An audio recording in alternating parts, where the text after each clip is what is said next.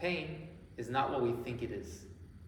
We tend to think of pain as something that arises from the body up into the brain and into the nervous system, as an input from the body into the nervous system.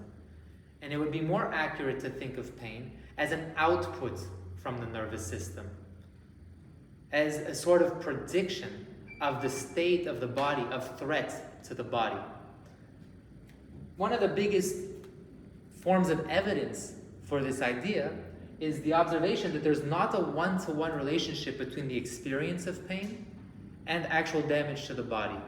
What that means, for example, there are data to show that the majority of adults have some abnormalities in the knees. For example, tears or degeneration, and yet are asymptomatic. They have no pain. The same with the shoulder, slap tears but no pain. The same with the lumbar, and so on. And conversely, there's data to show that there's people who have the experience of pain, but nothing detectable on any sort of imaging, for example, MRI. So what's going on there? We can think of it in terms of pain cycles. Maybe there was at some point an actual damage to the body. The nervous system starts to make predictions of threat, of danger around this event.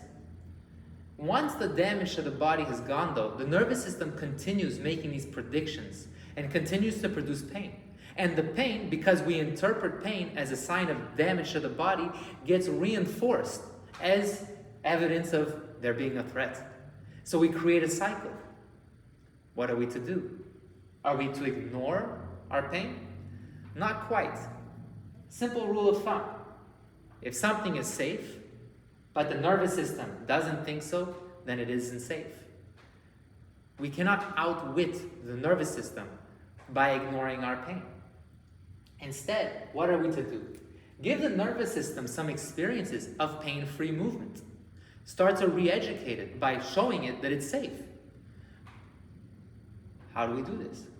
Well, there's a few dials that we can take and turn on our movements that start to allow us to experience movement more painlessly. 3 are speed, load or resistance, and position. For example, in the case of knee pain, if I'm walking and I observe that there's pain and I have some response, this pain response to walking, I might find that in walking slower, much slower, I have no pain. And I can start to use the walking itself to heal my knee of this pain.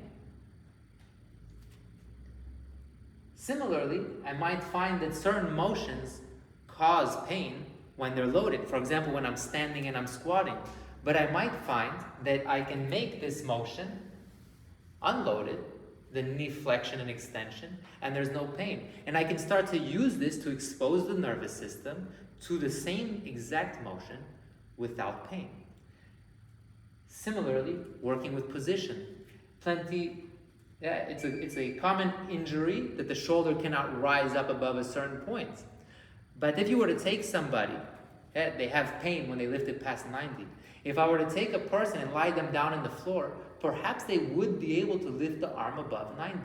And in that case, doing this and then starting to approximate the motion that we actually want to produce painlessly, for example, reaching the arm overhead or squatting down, we would start to create this movement for ourselves in a pain-free way.